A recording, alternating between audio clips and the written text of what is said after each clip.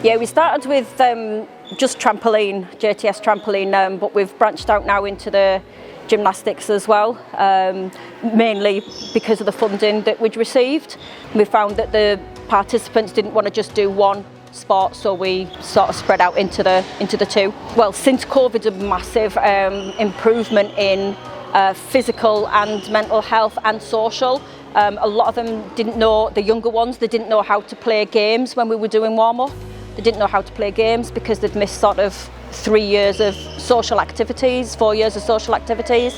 So that, I noticed that was a big difference. By joining JTS, it's like really helped with like my confidence and like my mental health, and just like really express what I love doing and being able to like tell people about it.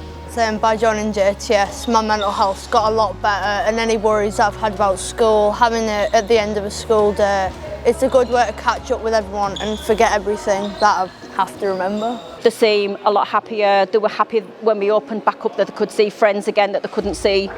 We got shut down after 18 months for COVID, and during that time, during lockdown, the venue that we were using actually closed, and they had 2 trampolines that we were using.